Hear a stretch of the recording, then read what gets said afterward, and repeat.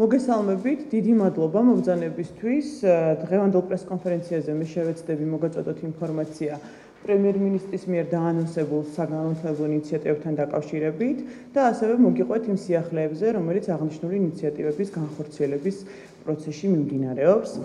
თქვენთვის ძალიან კარგად არის ცნობილი საქართველოს პრემიერ-მინისტრის დამოკიდებულება და პოლიტიკური ხედვა განათლების როგორც ერთ-ერთი მნიშვნელოვანი სტრატეგიული განვითარების მიმართებაში. სწორედ ამ ჭრილში გაჩნდა ინიციატივა ერთი თვის წინ აპრილის თვეში და პრემიერ-მინისტრმა დაანონსა სამ ინიციატივაზე, რომელზეც მე დეტალურად დღეს შევეცდები რომ გავშალო და მოგაწოდოთ. პირველი ეს გახლავთ საერთაშორისო განათლების ცენტრი, რომელიც პრემიერ-მინისტრის ინოვაციური პროექტის ფარგლებში დაარსდა და რომლის მიზანია საქართველოს მოქალაქეთათვის უმაღლესი საერთაშორისო განათლების ხელმისაწვდომების უზრუნველყოფა. საჯარო სექტორის უზრუნველყოფა კვალიფიციური კადრებით, დეფიციტურ მიმართულებებში, საერთაშორისო სტანდარტების ცოდნის შემოტანა ქვეყანაში, განვითარება და ეფექტიანად გამოყენება.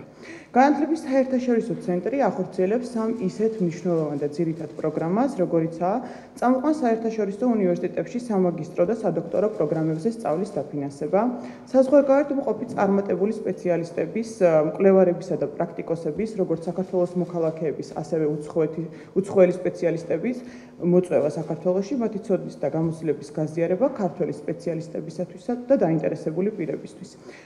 მესამე პროფესიული გადამზადებისა და კვალიფიკაციის ამაღლების კურსების ორგანიზება საჯარო სექტორში დასაქმებული შუა რგოლის მოხელეთათვის. ამ პროგრამის განხორციელება გაზრდის სახელმწიფო სექტორის მუშაობის ნაყოფიერებას და შექმნის წინაპირობას საუკეთესო სიახლეთა დასანერგად ქვეყანაში. მინდა გითხრათ, რომ უკვე ამუშავდა ელექტრონული ინტერნეტ საიტი, ვებგვერდი, სადაც დეტალურად არის შესაძლებელი დღეს ჩემს მიერ დაანონსებული ყველა ინფორმაციის მოძიება. მისი როგორც სამაგისტრო და სადოქტორო პროგრამების დაფინანსების მოპოვება შეუძლია ყველას, მათ შორის ყველა საქართველოს მოქალაქეს, მათ შორის ოკუპირებულ ტერიტორიებზე მცხოვრებ ჩვენს თანამოქალაქეებს, რომლებიც დააკმაყოფილებენ კრიტერიუმებს, განსაკუთრებით ყურადღებას მივაქცევთ შეზღუდული შესაძლებლობის მქონე პირებს და სოციალურად დაუცველ ჩვენს თანამემამულეებს. დაფინანსების მოსაპოვებლად ცენტრის კომისიამ შეარჩია მაქსიმალურად ობიექტური კრიტერიუმები, ისეთი როგორიც არის მაღალი აკადემიური მოსწრება, პირადი მოტივაცია, შერჩეული ფაკულტეტისა და პროფესიის თანხმდრა სახელმწიფოს მიერ გამოცხადებულ განვითარების პრიორიტეტებთან.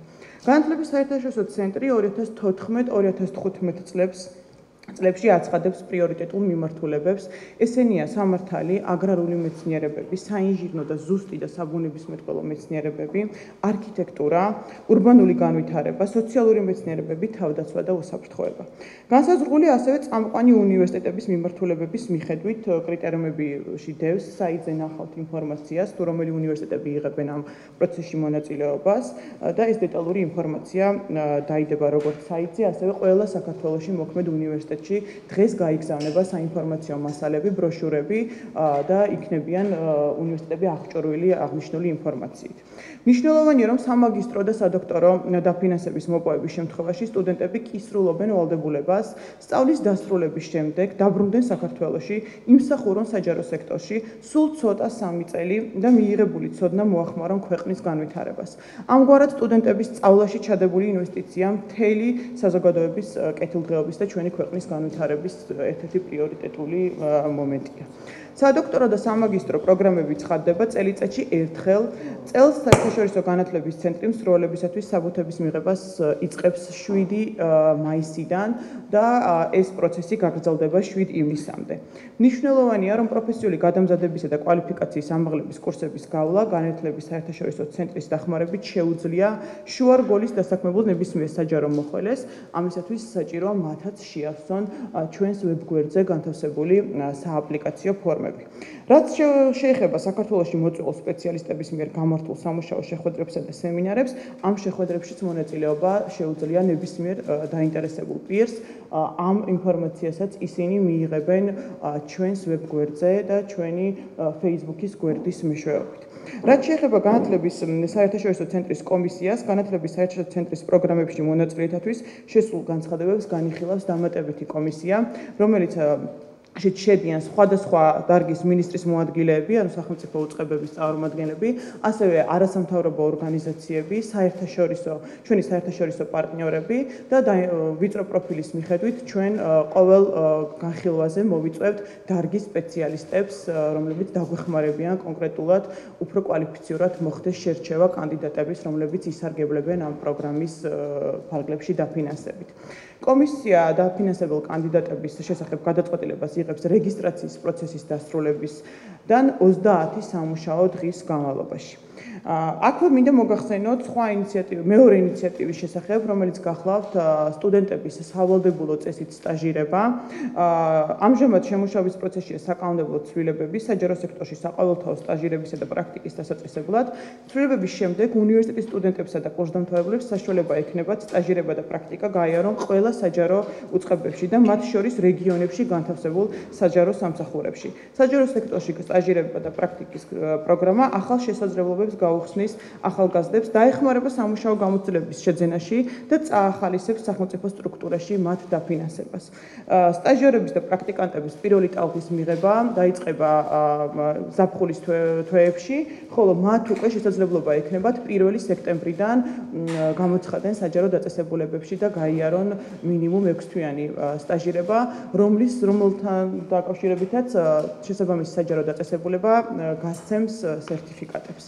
საგანმანათლებლო ინიციატივის ხელხაზზე შესაძლებელი აღნიშნული ინფორმაციის მიღება, რომელიც ასევე ჩვენს ვებგვერდზეა განთავსებული და აქვე მინდა დავაანონსო, რომ 15 მაისს აღნიშნული პროექტების სრული ხელმისაწვდომობის თვალსაზრისით საერთაშორისო განათლების ცენტრი აანონსებს ღია კარის დღეს, სადაც ყველა სტუდენტს შესაძლებლობა ექნება მიიღოს ამომწურავი ინფორმაცია მიმდინარე ორ პროექტზე.